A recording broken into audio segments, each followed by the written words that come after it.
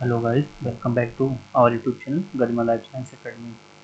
आज हम इस लेक्चर में हम क्या देखेंगे, गेट पी के बारे में, उसका सिलेबस पूरा डिटेल ओवरव्यू और पेपर पैटर्न पूरा क्या होता है उसको हम वन बाय वन देखेंगे। तो जो गेट बी होता है इसका फुल फॉर्म है ग्रेजुएट एप्टीट्यूड टेस्ट बायोटेक्नोलॉजी। इसको शॉर्टकट में हम बोलते हैं गेट बी। जो ये एग्ज़ाम होता है ये एनटीए कराती है in combination of Regional Centre for Biotechnology. जो है इसके साथ में गेट बी और डीबीटी दोनों साथ में ये कंबाइन कराता है। तो जो ये गेट बी एग्ज़ाम होता है वो किसके लिए होता है? For admission to DBT supported post graduate DBT PG program in biotechnology at participating host institutions and universities. तो जो भी डीबीटी के सपोर्टेड जो भी इंस्टीट्यूट और जो पोस्ट ग्रेजुएट प्रोग्राम्स जो भी इंस्टीट्यूशंस हैं और यूनिवर्सिटीज़ हैं उसमें एडमिशन के लिए हम गेट बी और डीबीटी देते हैं। तो इसमें हम इस लेक्चर में बेसिकली हम फोकस करेंगे गेट बी के बारे में। तो इसमें कुछ मतलब टॉप के institute like IIT Roorkee, IIT Indore, ICT Mumbai, HCU Hyderabad central university, JNU, BHU, ये सब जो हैं ये टॉप के जो यूनिवर्सिटीज़ और आईआईटीज़ हैं। इसके थ्रू हम एमएससी में और कुछ जो प्रोग्राम्स हैं एमटेक में, बेसिकली एमएससी में ही हम अच्छे जगह पे एडमिशन पा सकते हैं अगर हमारा स्कोर अच्छा होता है। तो हम इसके बारे में विदाउट डिले हम डिस्कस करते हैं।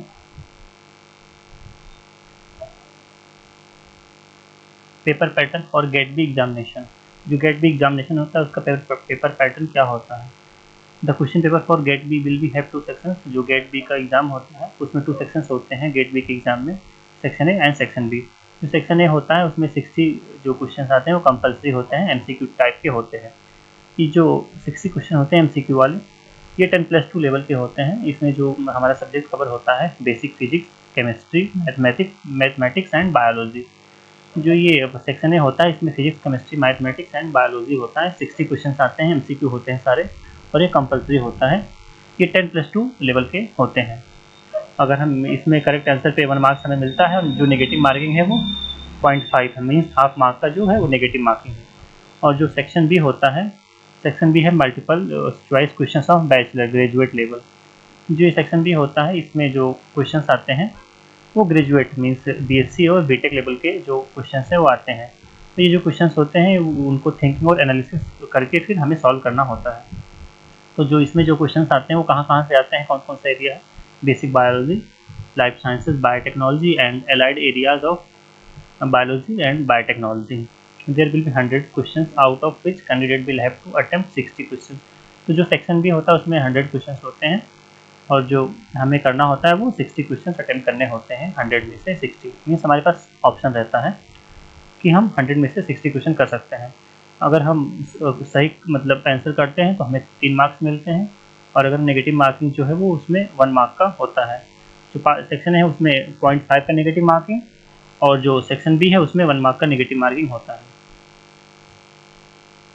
तो जो ये है पूरा डिस्ट्रीब्यूशन है, इस टेबल में हमने 1 बाय सबको अच्छे से मतलब देखेंगे इस टेबल के थ्रू। तो सेक्शन से सेक्शन ए में हमने बताया कि जो एमसीक्यू होता है 10+2 लेवल का, physics, chemistry, mathematics and biology आएगा। जो नंबर ऑफ क्वेश्चन होंगे वो 60 क्वेश्चन होंगे और जो हमें अटेम्प्ट करना होगा वो 60 ही करना होगा, इसमें कोई चॉइस नहीं है। जो मार्क्स होगा वो 1 × 60 मीन 60 मार्क्स का इस सेक्शन में होगा। जो सेक्शन बी है हमारा वो मल्टीपल चॉइस क्वेश्चन का होगा, ग्रेजुएट लेवल के जो होंगे सब्जेक्ट होंगे like basic biology, life sciences, biotechnology and allied areas as per syllabus given by GAT B. तो जो नंबर ऑफ क्वेश्चन इसमें होते हैं इसमें 100 होते हैं, जो अटेम्प्ट करना होगा 60 होगा, हमारे पास चॉइस होगा 3 × 60 = 180। तो ये जो सेक्शन बी होता है 180 मार्क्स का होता है। टोटल जो होगा नंबर ऑफ क्वेश्चन 160 होंगे, जो क्वेश्चन अटेम्प्ट करना होगा 120 करना होगा, जो ओवरऑल टोटल मार्क्स है वो 240 का होता है। तो हमें से जो 240 होता है इसमें से हमें अगर हम अच्छा स्कोर, हमें अच्छा कॉलेज लेना है तो हमें 210 या 220 तक मतलब अच्छे अगर हमारा मार्क्स रहता है तो हमें अच्छे कॉलेज लाइक आईआईटी रुड़की और आईसीटी और जेएनयू ये सब हमें मिल जाता है। तो हम इसमें इसके सिलेबस के बारे में मतलब बात करते हैं कि क्या क्या सिलेबस है थोड़ा डिटेल में। Syllabus for section A is 10+2 level in subject of physics, chemistry, mathematics and biology. जो सेक्शन है उसका कोई सिलेबस इन्होंने मेंशन नहीं किया है, बस उन्होंने ये बताया है कि जो फिजिक्स, केमिस्ट्री, मैथ्स और बायोलॉजी है 10+2 लेवल का वही इसमें आएगा। तो हमें मतलब कोई तो ऐसा स्पेसिफिक इसमें सिलेबस नहीं है, तो हमें इसके बारे में ये देखना है कि जो physics, chemistry, math and biology है 10+2 का, उसका बेसिक हमें अच्छे से प्रिपेयर करना है। और जो पार्ट बी सेक्शन है उसका इन्होंने सिलेबस दे रखा है, तो उसके बारे में हम डिटेल में बात करते हैं। जो पहला इनका मतलब यूनिट है, जो यूनिट 1 अकॉर्डिंग टू सिलेबस जो है वो बायोकेमिस्ट्री है। तो बायोकेमिस्ट्री में इन्होंने मतलब जो इंपॉर्टेंट टॉपिक है उसको हमने हाईलाइट कर रखा है, उसके बारे में हम बात करेंगे पूरे डिटेल में, तो बहुत बड़ा सिलेबस है। तो जो पहला है वो इंपॉर्टेंट जो बायोकेमिस्ट्री से टॉपिक है वो बायोमोलिक्यूल्स, स्ट्रक्चर एंड फंक्शन। तो इसमें हम क्या देखेंगे कि जो biomolecules like carbohydrate, protein, vitamin, fats, lipids, ये सब इसका स्ट्रक्चर और फंक्शन इसमें आएगा। फिर बायोलॉजिकल मेम्ब्रेन्स स्ट्रक्चर, जो ये बायोलॉजिकल मेम्ब्रेन है ये भी काफ़ी इंपॉर्टेंट है, इससे से बहुत क्वेश्चन पूछे जाते हैं। तो इसका बायोलॉजिकल मेम्ब्रेन, उसका स्ट्रक्चर, उसके बारे में पढ़ना है। Action potential, enzyme classification, kinetics and mechanism. तो जो एक्शन पोटेंशियल है, एंजाइम्स क्या होते हैं, उसका क्लासिफिकेशन, नॉमेनक्लेचर, उसका जो काइनेटिक्स है, माइकलिस मेंटन, एडी हॉफ, स्टी प्लॉट, लैंडबर्ग प्लॉट, और उसका जो मैकेनिज्म ऑफ एक्शन है वो सब मतलब कैसे फंक्शन करता है, ये अच्छे से हमें देखना पड़ेगा। जो ये है ये काफ़ी इंपॉर्टेंट टॉपिक है एंजाइम और उसका काइनेटिक्स। फिर उसके बाद जो इंपॉर्टेंट टॉपिक है इस बायोकेमिस्ट्री में फोटोसिंथेसिस आ जाता है। Photosynthesis, respiration and etc, electron transport chain, और थोड़ा सा इसमें bio energetics like delta G concept जो आता है बायो एनर्जेटिक्स में, स्पॉन्टेनियस, नॉन स्पॉन्टेनियस रिएक्शंस और एंथैल्पी, एंट्रोपी, ये सब भी इंपॉर्टेंट है। तो इसमें क्या देखा हमने, जो important topic biomolecules, enzyme classification, enzyme kinetics, photosynthesis, respiration and electron transport chain and bio energetics. ये कुछ इंपॉर्टेंट टॉपिक हैं जो यूनिट 1 बायोकेमिस्ट्री से मतलब पूछे जाते हैं, थोड़ा इंपॉर्टेंट है।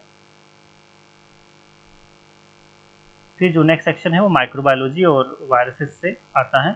जो नेक्स्ट सेक्शन इनका सिलेबस दिया हुआ है, वायरस स्ट्रक्चर एंड क्लासिफिकेशन।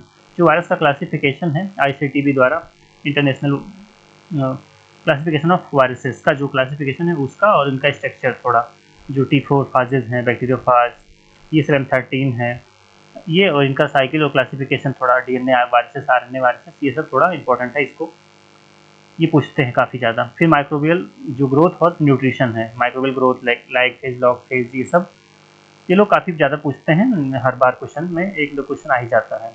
उसके बाद एरोबिक एंड एनरोबिक रेस्पिरेशन, ये भी काफ़ी इंपॉर्टेंट है, कुछ में जो क्वेश्चन ऑफ पॉइंट्स है मतलब जो क्वेश्चन पूछते हैं। फिर नाइट्रोजन फिक्सेशन, मीन्स इसमें नाइट्रोजन का जो फिक्सेशन होता है, नाइट्रिफिकेशन, डीनाइट्रिफिकेशन, और ये सब, और इसके जो मतलब बैक्टीरियाज होते हैं वो पूछते हैं। फिर माइक्रोबियल डिजीजेज, जो मतलब माइक्रोब्स कौन कौन सा डिजीज काज करते हैं, like bacterial, viral, fungal, host pathogen interaction, और कैसे वायरस जा करके मतलब पैथोजन को इंटरेक्ट करता है और इन्फेक्ट करता है, इसके बारे में भी थोड़ा देखते हैं। लेकिन जो नाइट्रोजन फिक्सेशन है, microbial disease, fungal disease, microbial growth और ये वायरसेस क्लासिफिकेशन, ये 4 टॉपिक जो है ये माइक्रोबायोलॉजी से काफ़ी ही इंपॉर्टेंट है। फिर नेक्स्ट आता है ये प्रोकैरियोट्स, यूकैरियोट्स का जो सेल स्ट्रक्चर है, ये सेल बायोलॉजी का है, ये तो कॉमन ही टॉपिक है, ये हमेशा सब में पूछा ही जाता है, ये हमें आना भी चाहिए। और उसके बाद cell cycle, cell growth control, cell communication.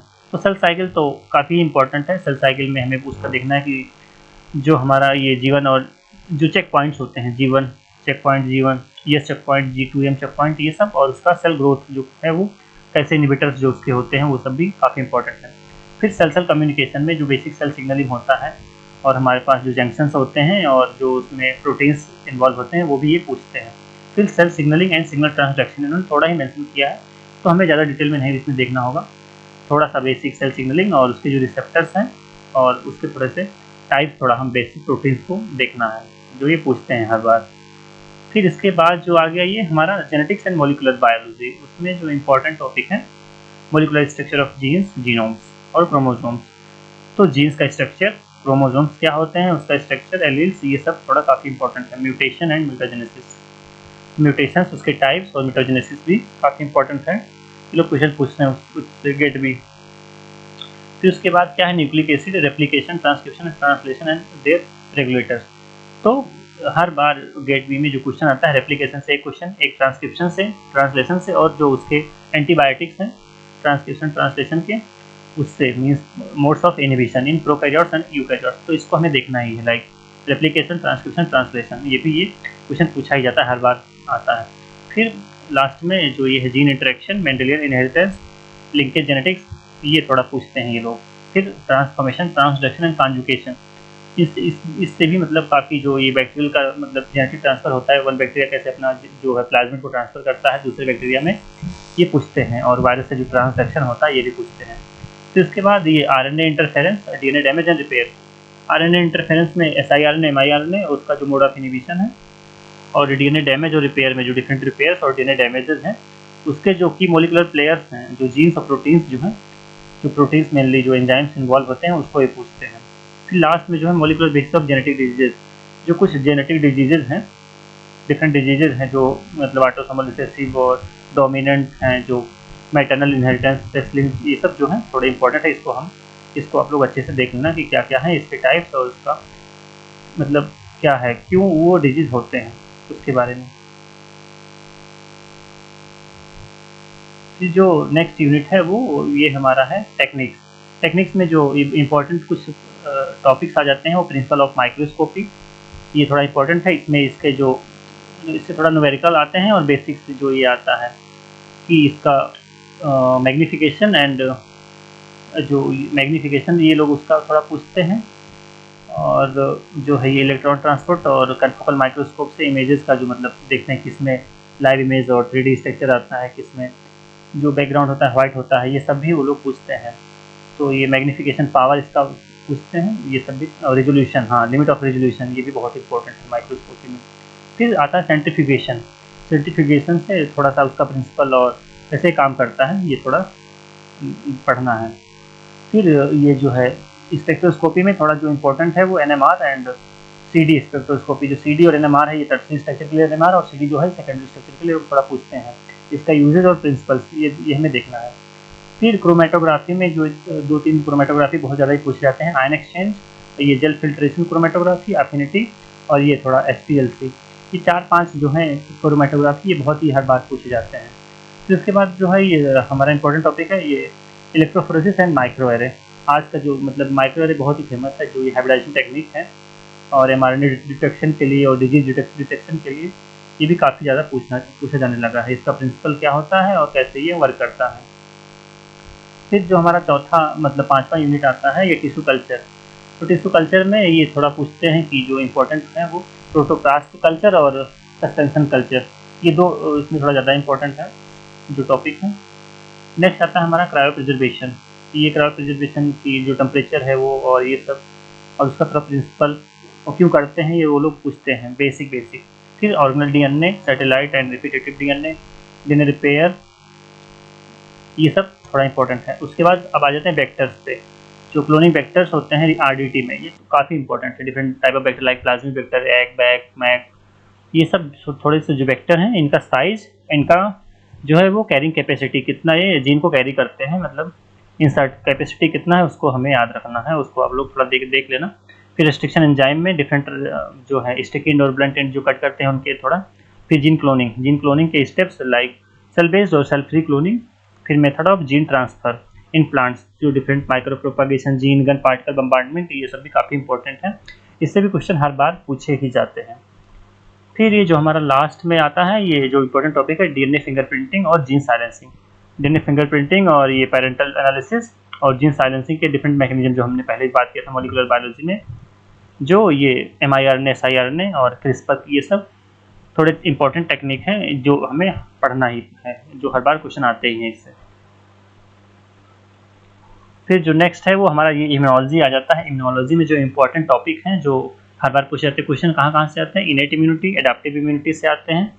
यहाँ से पूछा जाता है इसके बेसिक मैकेनिज्म और इनका वर्किंग मैकेनिज्म क्या होता है, इसका जो स्पेसिफिक फीचर्स हैं वहाँ से क्वेश्चन पूछ जाते हैं। फिर एंटीजन एंटीबॉडी का स्ट्रक्चर तो हर बार कॉमन ही है, वो पूछा ही जाता है। उसके बाद जो हमारा कॉम्प्लीमेंट, तो ये है complement system like primary and secondary lymphoid organs, complement proteins और MSC, ये थोड़े ज़्यादा इंपॉर्टेंट हो जाते हैं इम्यूनोलॉजी में, मतलब 4-5 टॉपिक। और ये हाइपर सेंसिटिविटी टाइप 1, 2, 3, 4, जो हाइपर सेंसिटिविटी के चारों टाइप्स हैं उसके एग्जांपल और उसके मॉलिक्यूलर प्लेयर्स, किसमें एंटीबॉडी इन्वॉल्व होता है, किसमें इम्यून रिस्पॉन्स, इम्यून कॉम्प्लेक्स होता है, ये पूछते हैं। फिर ऑटो इम्यूनिटी क्या होता है और कैसे जनरेट होता है। फिर डिफरेंट जो ग्राफ्ट होते हैं, एलोग्राफ्ट, जीनोग्राफ्ट, और ये सब भी पूछते हैं लोग, ऐसा बेसिक डेफिनेशन और उसके जो प्रिंसिपल हैं उसको पूछते हैं। फिर थोड़ा ये बायोइन्फॉर्मेटिक्स उन्होंने ऐड कर दिया है, जो आप आजकल काफ़ी ज़्यादा क्वेश्चंस बायोइन्फॉर्मेटिक्स से भी आ रहे हैं।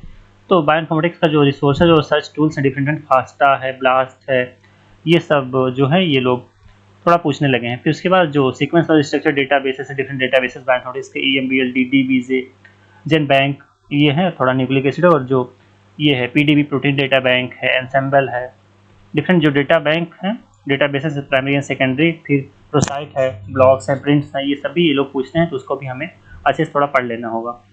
फिर उसके बाद डिफरेंट फाइल फॉर्मेट्स और scoring matrix, spam and blossom matrix, sequence alignment में लोकल अलाइनमेंट, ग्लोबल अलाइनमेंट, ये लोग थोड़ा हमें पढ़ना है। फिर फाइलोजेनेटिक ट्री और उसके थोड़ा टूल्स की फाइलिप क्या होता है, और डिफरेंट जो टूल्स हैं उसको हम ये maximum parsimony, maximum likelihood method से कैसे हम जेनेटिक ट्री मतलब कंस्ट्रक्ट करते हैं और कैसे उसको परफॉर्म करते हैं, थोड़ा ये इंपॉर्टेंट है।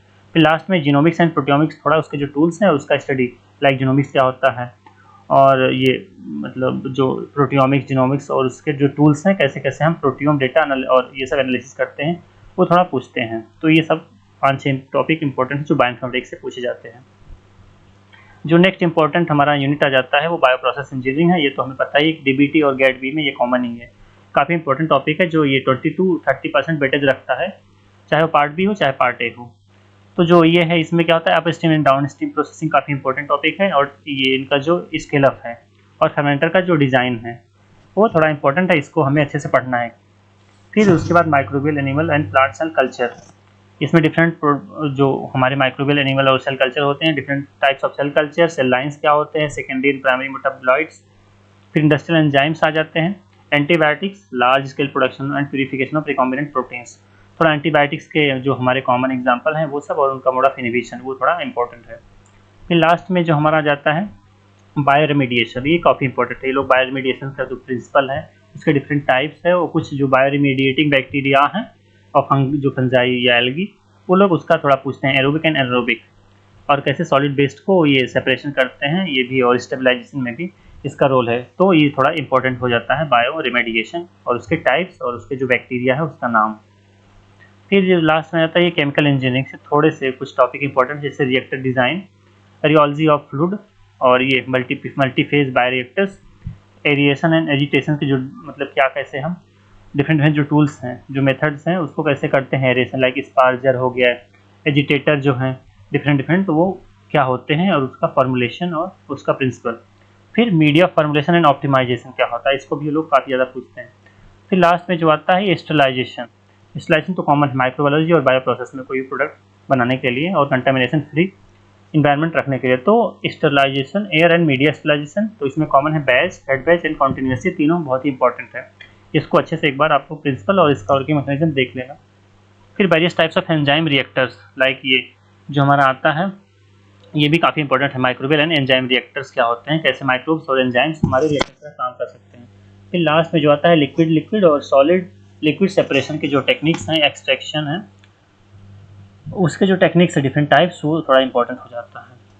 फिर लास्ट जो एंड पूरा पार्ट, लास्ट का जो सिलेबस है, लास्ट का जो यूनिट है वो ये रेस्ट्रिक्शन एंड मॉडिफिकेशन एंजाइम्स, वही फिर से हमारा RDT आ गया जो हमने पहले बात किया था, vectors, plasmid vector, different egg bag vectors, ये थोड़े, फिर TI प्लाज्मिड, और ये थोड़े इंपॉर्टेंट हो जाते हैं। फिर उसके बाद CDNA and genomic DNA library construction, isolation, फिर PCR, DNA फिंगरप्रिंटिंग, ये भी काफ़ी इंपॉर्टेंट हो जाता है। ये मतलब टेक्निक्स जो भी हैं हमारे, southern blotting, northern blotting, like DNA analysis, RNA analysis, protein analysis, फिर थोड़े मार्कर, RAPD क्या होता है, ये कौन से कोडोमिनेंट होते हैं, कौन से डोमिनेंट मार्कर होते हैं, ये भी काफ़ी इंपॉर्टेंट हो जाता है।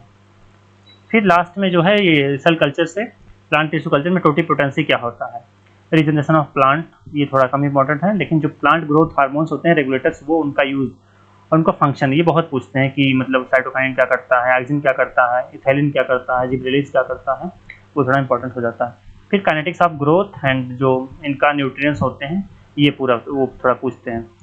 फिर उसके बाद hairy root culture, transgenic plants, transgenic product of industrial, तो हेरी रूट कल्चर क्यों करते हैं और ट्रांसजेनिक प्लांट जो बनाते हैं उसका थोड़ा एग्जांपल, कुछ ट्रांसजेनिक प्लांट्स के भी नाम ये लोग पूछ लेते हैं। तो जो अभी रिसेंट में ट्रांसजेनिक प्लांट बनाए गए हैं जिनका यूज़ हो रहा है कमर्शियल, उसको हमें याद रखना है। फिर लास्ट में एनिमल सेल कल्चर आ जाता है। एनिमल सेल कल्चर क्या होता है, मीडिया का कंपोजिशन थोड़ा पूछते हैं कि मतलब कितना बफर होना चाहिए, कितना CO2 होना चाहिए, कितना सीरम होना चाहिए, और ग्रोथ कंडीशंस क्या होती है, लाइक एरोबिक एनारोबिक, ये थोड़ा पूछते हैं। फिर उसके बाद different types of cell, like anchorage and non anchorage dependent cell culture कैसे करते हैं, इसमें जैसे एनकरेज और नॉन एनकरेज क्या होता है, लाइक किसी को सपोर्ट का जरूरत होता है एनकरेज को, नॉन एनकरेज में बिना सपोर्ट के ग्रो कर जाती है सेल, वो पूछते हैं। फिर काइनेटिक्स ऑफ सेल ग्रोथ, जो सेल ग्रोथ का काइनेटिक्स होता है ये तो सभी में कॉमन है, सेल बायोलॉजी हुआ और मोलिकुलर जेनेटिक्स और प्लांट में या एनिमल में।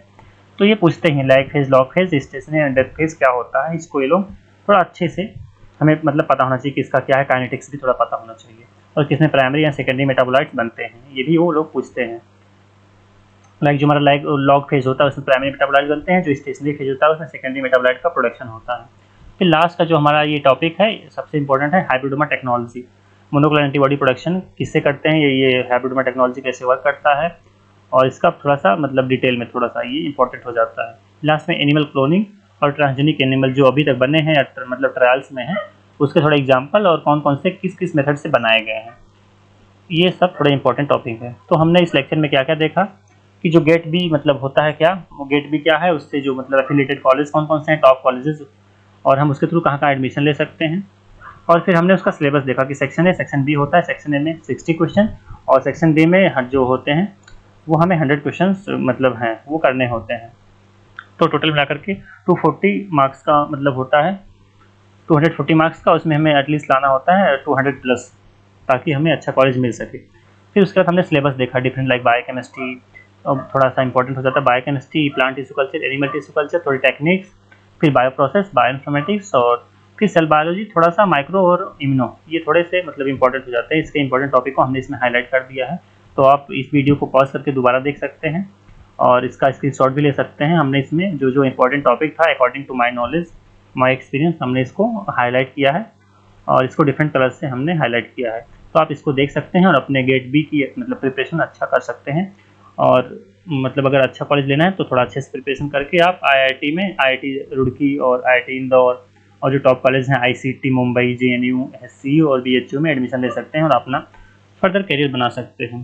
तो अगर आपको ये हमारी वीडियो और जो नोट्स और लेक्चर्स अगर आपको पसंद आए तो आप हमारे यूट्यूब चैनल को सब्सक्राइब कर सकते हैं, जो हमारा यूट्यूब चैनल है गरिमा लाइफ साइंस एकेडमी। आप इसको लाइक कर सकते हैं, शेयर एंड सब्सक्राइब कर सकते हैं, अपने दोस्तों के साथ भी शेयर कर सकते हैं। और नोट्स के लिए और पीडीएफ्स जो स्टैंडर्ड बुक्स हैं वो हमारा यूट्यूब जो हमारा ये टेलीग्राम चैनल है इसी सेम नाम से गरिमा लाइफ साइंस एकेडमी, तो आप टेलीग्राम चैनल को भी ज्वाइन कर सकते हैं, हमने डिस्क्रिप्शन बॉक्स में ऐड कर दिया है इसका जो लिंक है, तो आप फर्दर इसमें ऐड हो सकते हैं। तो इधर ही हम इस लेक्चर को स्टॉप करते हैं, नेक्स्ट लेक्चर में हम कंटिन्यू करेंगे फर्दर गेट बी के बारे में उसका और उसके रिलेटेड कुछ टॉपिक्स इंपॉर्टेंट और पीवाईक्यू हम डिस्कस करेंगे। So thank you guys.